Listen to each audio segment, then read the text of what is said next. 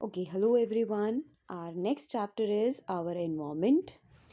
Environment के बारे में यहाँ पे हम पढ़ेंगे environment है क्या, इसके अंदर क्या क्या चीज़ें आती हैं और ये इकोसिस्टम से कैसे अलग है. ठीक है. So what is environment? Environment means everything that surrounds. जो हमारे आसपास जितनी भी चीज़ें हैं वो सब हमारा क्या है, environment है. And affects living organism. ये जो हमारा इन्वायरमेंट है जिसमें ये जो हमारे आसपास की सारी चीज़ें हैं जो उसके अंदर आती हैं वो सब लिविंग ऑर्गेनिज्म को क्या करता है, अफेक्ट करता है. Types of environment, if I talk about types of environment, कितने टाइप के हमारे पास एनवायरनमेंट होते हैं? हमारे पास टू टाइप्स के एनवायरनमेंट होते हैं, नेचुरल एनवायरनमेंट और आर्टिफिशियल एनवायरनमेंट. नेचुरल एनवायरनमेंट कौन सा है? जो अपने आप बना है, जो नेचर से मिला है हमें, है ना. जैसे कि नेचर से हमें क्या मिला है? Air, water, soil, plants, animals, ये सब हमें नेचर से मिले हैं, तो ये हमारा नेचुरल एनवायरनमेंट है. अगर हम आर्टिफिशियल एनवायरनमेंट की बात करें तो वो क्या होता है? बिल्डिंग्स, रोड्स, इंडस्ट्रीज, ये सब ह्यूमन मेड है. ठीक है, तो ये आर्टिफिशियल एनवायरनमेंट हो गया. Now what is ecosystem? Ecosystem क्या होता है? An ecosystem is a system formed by the interaction of living organisms with the non-living components of their environment. That means ecosystem क्या है? जिसमें बायोटिक और अबायोटिक कंपोनेंट्स इंटरैक्ट करते हैं. ठीक है, क्या करते हैं? इंटरैक्ट करते हैं बायोटिक और अबायोटिक कंपोनेंट्स, यानी कि लिविंग ऑर्गेनिज्म और नॉन लिविंग ऑर्गेनिजम्स जब एक सिस्टम में रहते हैं और एक दूसरे पे डिपेंडेंट हैं, एक दूसरे के साथ इंटरैक्ट कर रहे हैं, वही हमारा क्या बनाता है? इकोसिस्टम बनाता है. ठीक है, तो एनवायरनमेंट में ये लिविंग और नॉन लिविंग कंपोनेंट्स क्या करते हैं? एक दूसरे के साथ इंटरैक्ट करते हैं और वही हमारा क्या बन जाता है? इकोसिस्टम बन जाता है. Now what is the difference between environment and ecosystem? Environment is a wider term जिसके अंदर आपका इकोसिस्टम आता है. ठीक है. Now the components of ecosystem. Ecosystem के टू components होते हैं. The very first one is abiotic components and the second one is biotic components. Abiotic components जिसके अंदर नॉन लिविंग components आते हैं, that means sunlight, air, soil, etcetera. ठीक है. Biotic components में आपके लिविंग components आते हैं जैसे कि प्रोड्यूसर्स, कंज्यूमर्स, डीकम्पोजर्स. ठीक है, बायोटिक के अंदर आपके सारे लिविंग ऑर्गेनिजम्स आ गए. अब बायोटिक कंपोनेंट्स को हमने फर्दर डिवाइड किया है थ्री कैटेगरीज में: producers, consumers and decomposers. Producers कौन से होते हैं? जिन्हें हम ऑटोट्रॉप्स भी बोलते हैं, है ना. जैसे कि आपके ग्रीन प्लांट्स, ये क्या करते हैं? सोलर एनर्जी का यूटिलाइजेशन करके फूड प्रिपेयर करते हैं, तो उन्हें हम क्या कहते हैं? प्रोड्यूसर्स कहते हैं, यानी कि ऑटोट्रॉप्स. नेक्स्ट अगर हम बात करें कंज्यूमर्स की, तो कंज्यूमर्स कौन होते हैं? जो अपना फूड खुद से प्रिपेयर नहीं कर सकते और दूसरों पे डिपेंडेंट हैं. ठीक है, कंज्यूमर्स यानी कि जो कंज्यूम करेंगे. इन्हें हम हेट्रोट्रॉप्स भी कहते हैं. हेट्रोट्रॉप्स दैट मीन्स जो दूसरों पे डिपेंडेंट है अपने फूड और न्यूट्रिशन के लिए. तो अब हमने कंज्यूमर्स को भी फर्दर डिवाइड किया है थ्री कैटेगरीज में: हर्बीवोर्स, कार्निवोर्स एंड ओमनीवोर्स में. हर्बीवोर्स यानी कि जो डायरेक्टली इनटेक करेंगे प्रोड्यूसर्स को, दैट इज हर्बीवोर्स, जैसे कि डियर, गोट, एट्सेट्रा. अगर हम बात करें कार्निवोर्स की, कार्निवोर्स कौन से हो जाते हैं? वो ऑर्गेनिजम्स जो आपके हर्बीवोर्स को ईट करेंगे. और नेक्स्ट ओमनीवोर्स क्या होते हैं? जो डायरेक्टली और इनडायरेक्टली प्रोड्यूसर्स पे डिपेंडेंट हैं अपने न्यूट्रिशन और फूड के लिए. नेक्स्ट अगर हम डीकम्पोजर्स की बात करें तो डीकम्पोजर्स कौन होते हैं? डीकम्पोजर्स प्रोड्यूसर्स का जस्ट ऑपोजिट काम करते हैं. ठीक है, डीकम्पोजर्स क्या करते हैं? वो ऑर्गेनिक सब्सटेंस को इनऑर्गेनिक में कन्वर्ट करते हैं, यानी कि कॉम्प्लेक्स स्ट्रक्चर्स को सिंपलर सब्सटेंसेस में कन्वर्ट करते हैं. वेयर एज प्रोड्यूसर्स क्या करते हैं? प्रोड्यूसर्स करते हैं इनऑर्गेनिक सब्सटेंसेस से वो बनाते हैं ऑर्गेनिक सब्सटेंसेस. ठीक है, इनऑर्गेनिक सब्सटेंसेस से ऑर्गेनिक सब्सटेंसेस कौन बनाते हैं? प्रोड्यूसर्स बनाते हैं. ठीक है, लेकिन डीकम्पोजर्स क्या करते हैं? डीकम्पोजर्स जो आपका ऑर्गेनिक सब्सटेंस होता है ना, उससे वो इनऑर्गेनिक सब्सटेंस बनाते हैं, यानी कि प्रोड्यूसर्स का उल्टा काम करते हैं. जब भी कोई ऑर्गेनिज्म डेड हो जाता है, प्लांट्स हो गए, एनिमल्स हो गए, या कोई और लिविंग ऑर्गेनिज्म है, उन सब का जो डेड और रिमेन वेस्ट होता है, उन सबको ये क्या करते हैं? सिंपलर सब्सटेंसेस में ब्रेक करते हैं. यही काम है डीकम्पोजर्स का.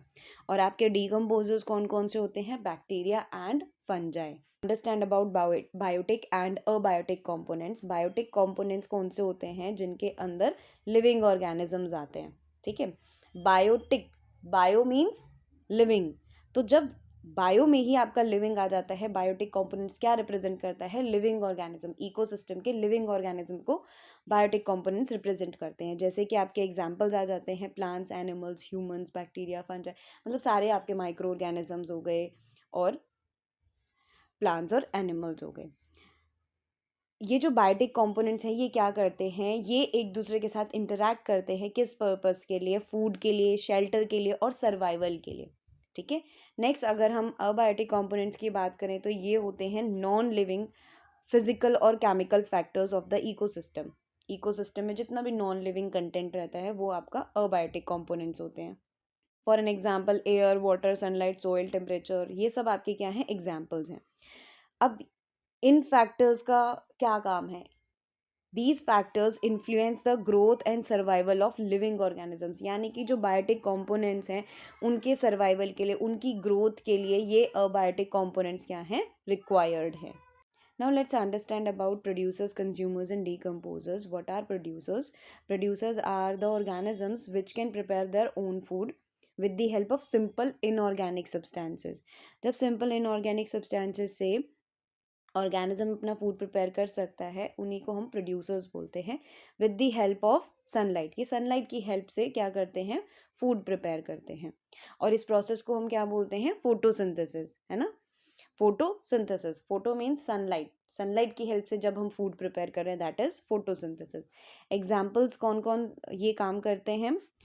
प्रोड्यूसर्स का काम कौन कौन करते हैं? Green plants, algae, phytoplanktons. Now let's move towards the consumers. Now what are consumers? Consumers, that means जो consume करेंगे. So consumers are the organisms which cannot make their own food. They are dependent on other organisms to take their nutrition.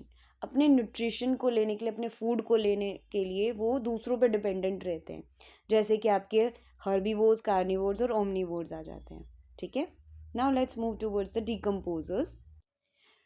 What are decomposers? Decomposers are the organisms that break down dead plants and animals into simpler substances.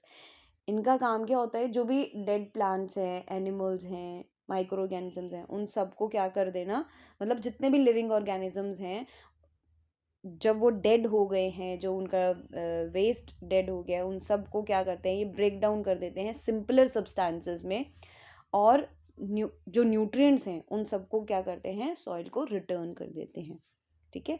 Examples के लिए आपका bacteria और fungi.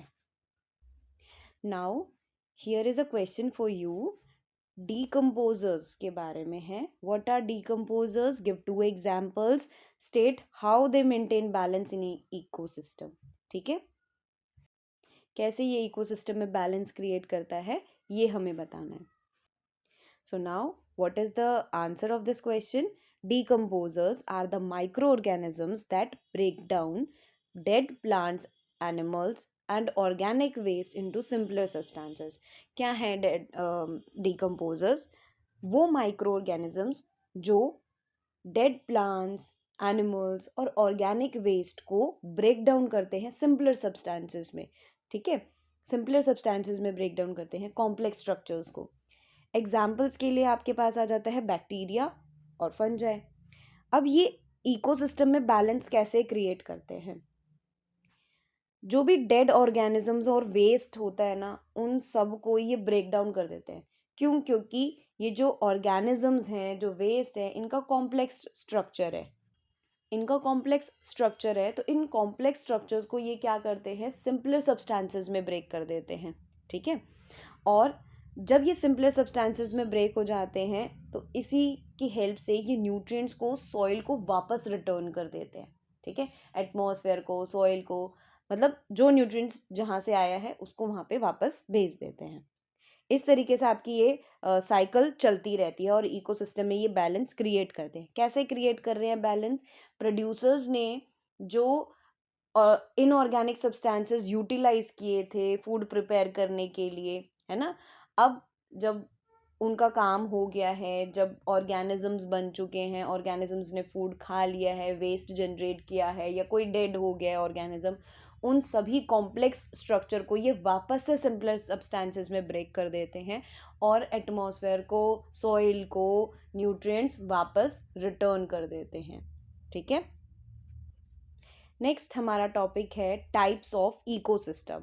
अब ecosystem के हमारे पास कितने types हैं? तो there are two types of ecosystem, natural ecosystem and artificial ecosystem.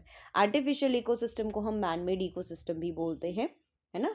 Natural ecosystem जो हमें नेचर से मिला है विदाउट ह्यूमन इंटरवेंशन, जो हमें नेचर से मिल रहा है, वो आपका इकोसिस्टम कौन सा है? Natural ecosystem. आर्टिफिशियल इकोसिस्टम आपका कौन सा होता है? जो ह्यूमन की हेल्प से बना है ना, जिसमें ह्यूमन इंटरवेंशन इन्वॉल्व है, उसको हम आर्टिफिशियल इकोसिस्टम कहते हैं। आर्टिफिशियल इकोसिस्टम के एग्जांपल्स क्या हो जाएंगे आपके पास? जैसे कि गार्डन हो गया, एक्वेरियम हो गया, क्रॉप फील्ड्स हो गए, ये सब क्या है? आर्टिफिशियल इकोसिस्टम है, ये हमने बनाया है, ह्यूमन मेड है। ठीक है, नेक्स्ट अगर हम नेचुरल इकोसिस्टम की बात करें तो नेचुरल इकोसिस्टम को हमने फर्दर डिवाइड किया है टू पार्ट्स में, टेरेस्ट्रियल इकोसिस्टम और एक्वेटिक इकोसिस्टम। टेरेस्ट्रियल इकोसिस्टम कौन से होते हैं? जो लैंड पे एग्जिस्ट करते हैं, ठीक है, उनको हम टेरेस्ट्रियल बोलते हैं। एक्वेटिक कौन से होते हैं? जो वाटर में एग्जिस्ट करते हैं, उनको हम एक्वेटिक इकोसिस्टम बोलते हैं। एग्जाम्पल के लिए आपके पास टेरेस्ट्रियल के कौन से हो जाएंगे? जैसे कि फॉरेस्ट हो गया, ग्रासलैंड हो गया, डेजर्ट हो गया, ये सब क्या है? टेरेस्ट्रियल इकोसिस्टम्स हैं। नेक्स्ट अगर हम बात करें एक्वेटिक इकोसिस्टम्स की, तो जो वाटर में एग्जिस्ट करते हैं, तो कौन कौन से होते हैं? फ्रेश वाटर, मरीन वाटर, ये आपके पास कुछ एग्जाम्पल हो गए। फ्रेश वाटर में आपके पास आ जाएगा रिवर्स, पोन्ड, लेक, ये सब एग्जाम्पल्स आ जाएंगे। मरीन की अगर हम बात करें तो इसमें सी, ओशन, ये आ जाते हैं। Now, what are natural ecosystem? Natural ecosystem is an ecosystem that develops naturally without human intervention. जब कोई इकोसिस्टम अपने आप से बन रहा है, नेचुरली बन रहा है बिना ह्यूमन इंटरवेंशन के, उसी को हम क्या बोलते हैं? नेचुरल इकोसिस्टम बोलते हैं। जैसे कि फॉरेस्ट, पोन्ड, डेजर्ट, ओशियन, ये सब क्या हैं? आपके नेचुरल इकोसिस्टम के एग्जाम्पल हैं। अगर हम बात करें आर्टिफिशियल इकोसिस्टम की, an artificial ecosystem is an ecosystem that is created and maintain by humans. जब एक इकोसिस्टम को ह्यूमंस फॉर्म करते हैं, ह्यूमन क्रिएट करते हैं और ह्यूमन ही मेंटेन करते हैं, उसी को हम आर्टिफिशियल इकोसिस्टम कहते हैं। For an example aquarium, crop fields और गार्डन।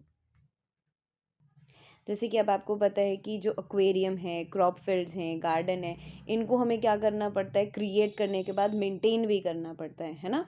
जैसे कि एक्वेरियम की अगर हम बात करें तो एक्वेरियम में हमारे पास डिकम्पोजर्स नहीं होते हैं, डिकम्पोजर्स वहाँ पर नहीं है, तो एक्वेरियम को हमें क्या करना पड़ता है? क्लीन करना पड़ता है manually. Same as it crop fields हैं, जब हम क्रॉप्स को ग्रो करते हैं, हम उन्हें क्या करते हैं? मेंटेन करते हैं, उनका इरिगेशन, उनकी हार्वेस्टिंग, ये सब हमें मेंटेन करना पड़ता है। ठीक है, same as is garden, garden में भी हमें इसी तरीके से क्या करना पड़ता है? उनको मेंटेन करना पड़ता है। लेकिन जो आपके नेचुरल इकोसिस्टम होते हैं, इनको हमें मेंटेन करने की ज़रूरत नहीं पड़ती। क्यों? क्योंकि ये नेचर खुद इनको फॉर्म करता है और नेचर ही इनको मेंटेन करके रखता है। Next is terrestrial ecosystem. Terrestrial ecosystem कौन सा होता है? दैट एग्जिस्ट ऑन लैंड, है ना, जैसे कि फॉरेस्ट, डेजर्ट, ग्रासलैंड, माउंटेन, ये सब आपके क्या हो गए? टेरेस्ट्रियल इकोसिस्टम हो गए। एक्वाटिक की बात करें, विच एग्जिस्ट इन वाटर, जैसे कि पोन्ड, लेक, रिवर, ओशियन, ये सब आपके क्या हो गए? Aquatic ecosystem.